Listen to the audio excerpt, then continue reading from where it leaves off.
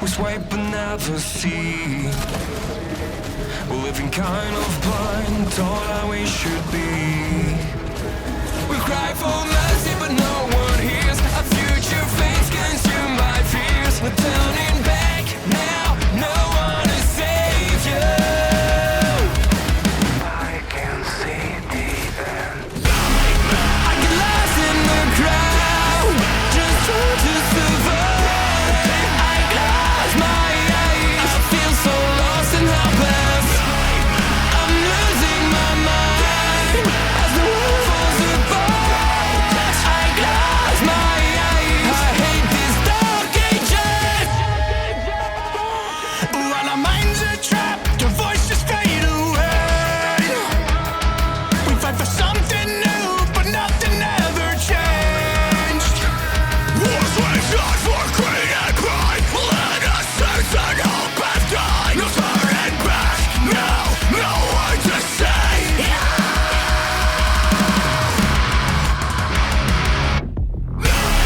I get lost in the crowd, just trying to survive.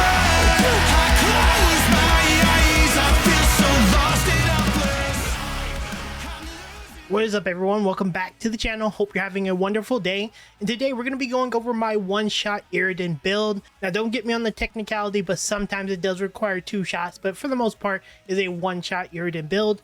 And let me break it down so you guys have a better understanding of how it works. We're going to be utilizing Eredrim the Vulnerable, and more specifically, we're not going to take advantage of his free synergies or even his break synergies, but most importantly, we're going to be taking advantage of his resolve synergies. He has an ability called Consecration. Now, what this passive does is, at the max level, you have a 40% chance to fully restore your resolve whenever you use a Mother's Pulse, and if you don't get it, you'll still get 20 resolve, which is pretty massive, especially considering we're using this to fuel our sidearm. Now, the weapon we're going to be taking advantage of is called the Salvaged Trebuchaxe, and most importantly, it comes with a handful of things that's important. One, it has the ability to use the Monarch's Visage, and what this does is a sidearm attachment that basically put Phantom on enemies that will curse them, and every instance of damage that you get from stacking Phantom will build up and eventually blow up in an AoE, dealing really awesome AoE damage. Seeing that the left click will shoot out a projectile that will stick onto enemies because we put Squallstone on this will surprisingly put quite a few stacks, up to almost 60 stacks from just left clicking, meaning if you hit an enemy with this, even if they're an elite, this will not only do a ton of damage, but it will also 100% one shot just short of every elite or lower in the game. Now, the bread and butter of this is using the Tarred Fragment. And what this does is it will spin 50 resolve, but it will shoot out a tethered projectile that spins at high speed. When you max this out, this will be 150% range, and basically if an enemy ever walks into this, mainly bosses, it will stack kind of crazy, doing tons of curse, but also just do a ton of damage. Now, because we are Eredrim, we can easily just use a Mother's Breath. We can use some of our consumables, and we can just put 2 or 3 of these down, and if a boss ever just stands in this, they will instantly melt, as you probably saw in the intro. So long story short, we tried to get the enemy into a location where he can just walk on top of these spinning blades. The spinning blades will stagger and just deal a ton of damage, and once that's over with, they'll just pretty much die within a handful of seconds. It's a pretty straightforward, powerful build, and starting from at the very beginning of the game, you can get this build going in like 30 minutes, give or take. That is pretty much the premise of this build, but before we dive into the breakdown of how to put it together, do consider leaving a like, dropping a comment, or even subscribing to the channel. I know it's a little annoying to hear, but keep in mind when you do those things, it actually helps my channel in a very big way. Keep in mind I'm a very small creator, and your interaction actually sends the algorithm know that this is actually a video worth looking at. So if you want to help me out without doing something that doesn't cost you more than a few seconds, consider doing those things. It'll help me out in a very big way. With that out of the way, let's go into how to put it together. Alright, so now that you guys have a better idea of how the build works, let's go over how to put it together. First, as we do in pretty much every video, we're going to start off with the melee weapon. Unlike my other videos, keep in mind that the melee weapon is unimportant to this build. I would say the most important thing about the melee weapon is just what you're comfortable with, because we do want to parry some enemies from here time to time.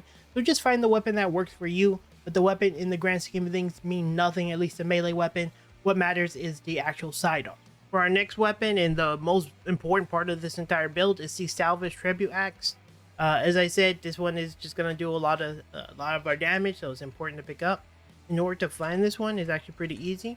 and come over here to the Ravished Hideout Dungeon. This is super early into the game. You could literally come over here in like 10 minutes or less and go ahead and finish it off and take it.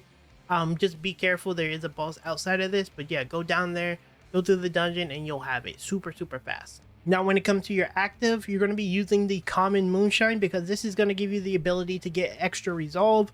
Get as many of these as you can, but that's going to be your primary thing to use.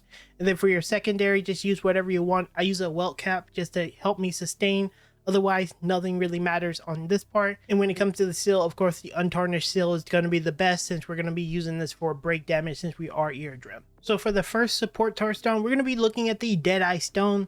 What this does is improve your range crit damage by up to 40% when you max this out. I think this is pretty self-explanatory. Since this is a range build, we want to make sure we get a lot of damage out of it. In order to find this one, it's actually pretty simple. You're going to come into the gate, the one at the northern area near the Stone Blend Gate. And then basically when you get to right about here, as you come down, you'll see there's a chest right here. I can't show it on the map because this is inside the gate, but it'll be this chest here. You can't miss it. You have to run by it. Next, we have the Marksman Stone, and what this does is it just gives your range a 15% flat crit chance, which again synergizes with this build, just giving you a lot of extra damage.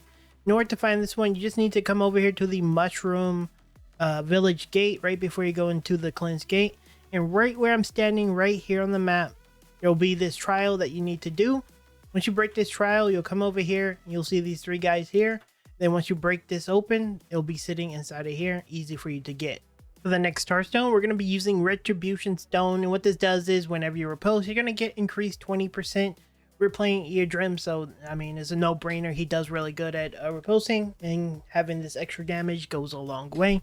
As you can see here, to find it, you need to come here to the Widow's Overlook and come to this little trial here. This is the first trial you probably run into. Go ahead and finish the trial and get it from that little thing there. Alright, last and finally, we're going to be using the Auspicious Stone, and what this does is it just gives you a flat 18% crit chance for your melee weapon.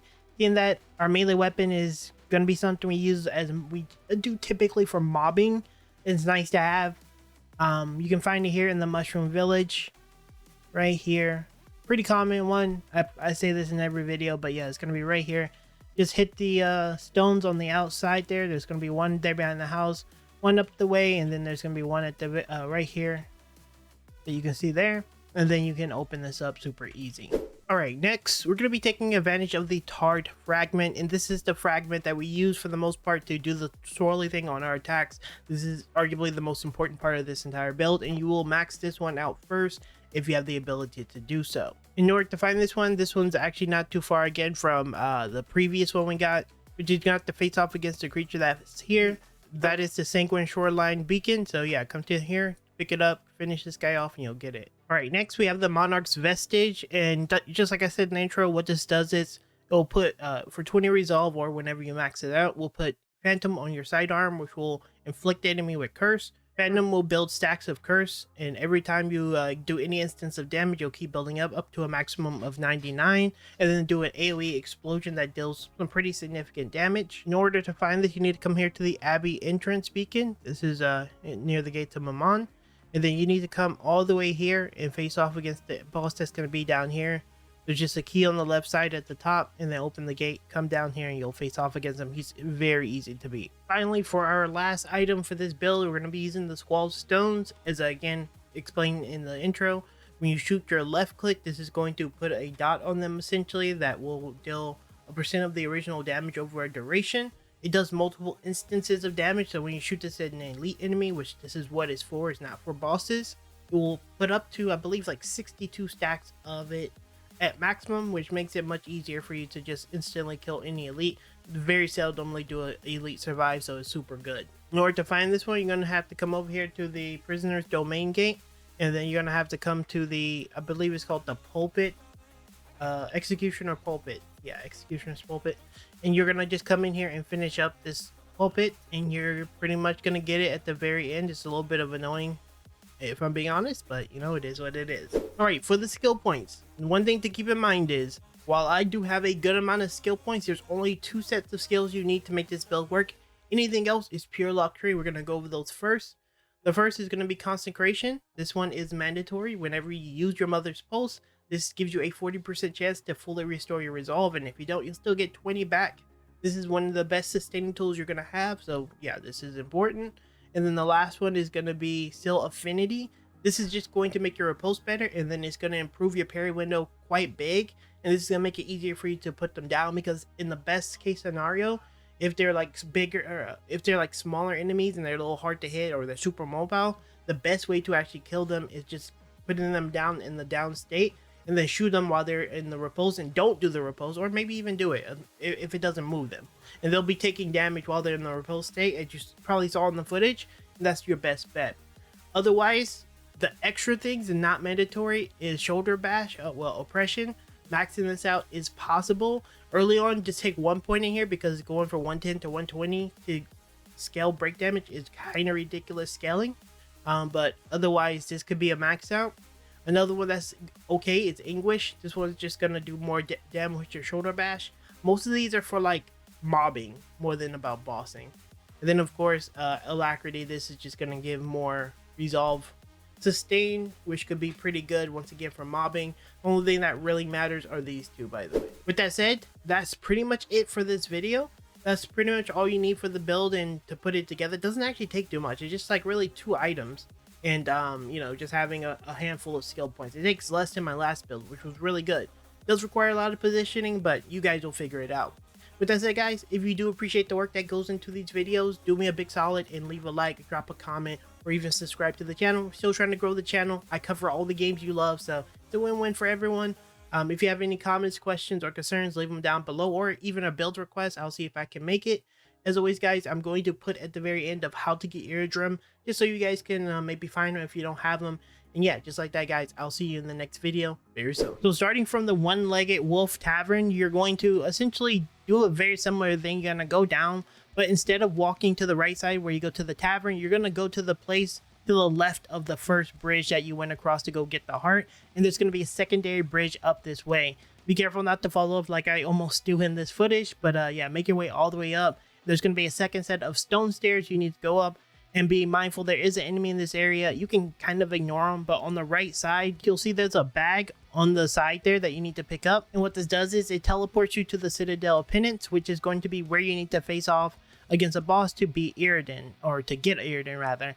And then once you are inside, break the gauge, go to the right side, and you're going to notice there's 2 things here. There's going to be a jump up, and then there's going to be a lift. You're going to go to the jump up first, and then you're going to make a left here, because this is going to lead you to the bonfire in this region, so that in the event that you die, you can actually, you know, come back. So go ahead and immediately go here and pick up the bonfire. Once you have the bonfire, you're just going to basically go the same path you went, go back down, go to the left side here, drop down, and then go to the right side where you'll see a lift that goes up. Once you go through that lift, at the very tip top, there will be pretty much an arena that you need to face off against a relatively easy boss, in my opinion. And then after you do that, you'll get Eredrim, and you can have a really solid shell.